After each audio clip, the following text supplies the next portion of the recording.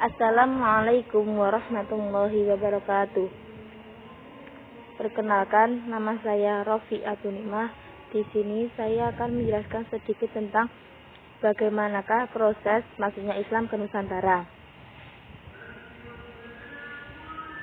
Yang pertama, saya akan membahas tentang kondisi masuknya Islam ke Nusantara.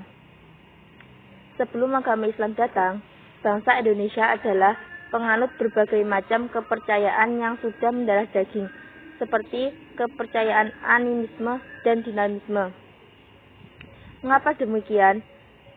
Karena pengaruh kepercayaan dinamisme yang sangat kuat dan berakar dalam masyarakat Indonesia yang menjadikan para penyebar agama Islam kesulitan dalam menyebarkan agama Islam. Namun, berkat kegigihan dan kesabaran serta ketabahan para penyair agama Islam akhirnya dapat diterima oleh masyarakat Indonesia. Teori proses masuknya Islam ke Nusantara. Para ahli berpendapat bahwa Islam masuk ke Indonesia pada abad ke-7, dibuktikan dengan adanya aktivitas para pedagang Islam di Sriwijaya. Yang kedua, Islam masuk pada abad ke-11, dibuktikan dengan adanya makam seorang perempuan di lereng sekitar 8 km ke arah barat kota Gresik, Jawa Timur. Yang ketiga, ada juga yang berpendapat bahwa Islam masuk di Indonesia pada abad ke-13, dibuktikan dengan adanya penemuan batu nisan yang berciri khas Islam. Dari kerajaan Samudra Pasai, Islam menyebarkan seluruh pulau Samudra Malaka sampai ke Pulau Jawa. Kemudian faktor-faktor yang mempercepat proses penyebaran Islam di Nusantara. Yang pertama, karena adanya ajaran Islam untuk melaksanakan prinsip ketauhidan. Yang kedua, Islam tidak terlepas dari kasta. Yang ketiga, karena adanya lentur ajaran Islam. Bagaimanakah proses masuknya Islam ke Nusantara?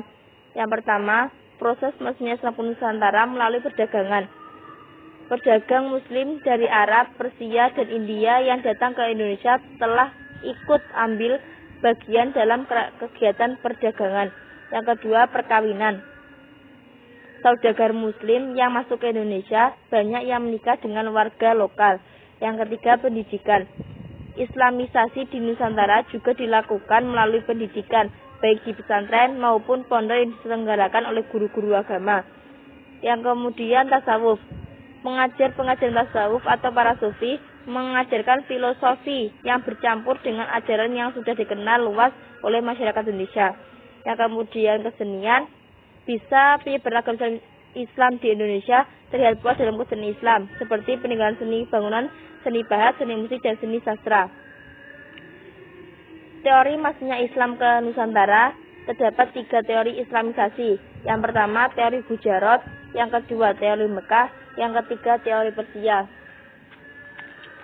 Bagaimanakah teori Gujarat itu? Teori Gujarat adalah teori tertua yang menjelaskan tentang masuknya Islam di Nusantara. Mengapa dinamakan teori Gujarat? Karena teori ini bertolak dari pandangan yang mengatakan bahwa Islam masuk ke Nusantara berasal dari Gujarat pada abad ke-13 Masehi. Pelaku teori Gujarat adalah pedagang India Muslim.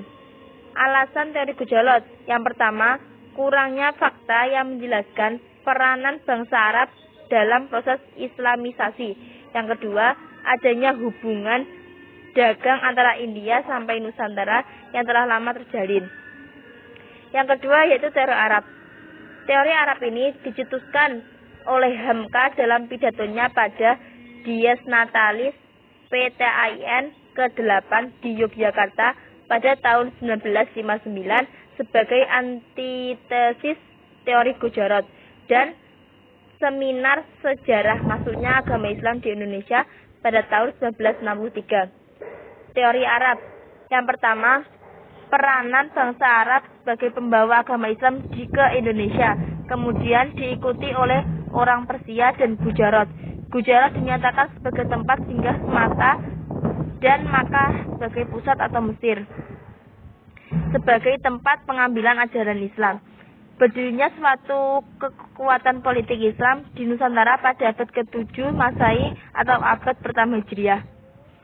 Yang terakhir yaitu teori Persia. Teori Persia ini dicetuskan pada abad ke-13.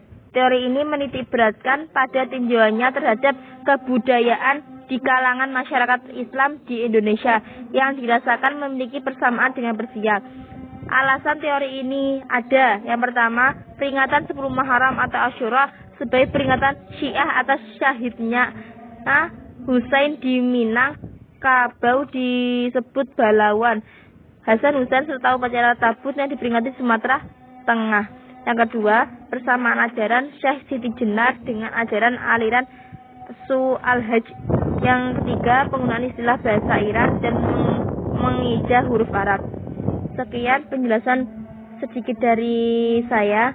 Apabila ada salah kata, mohon dimaafkan. Wassalamualaikum warahmatullahi wabarakatuh.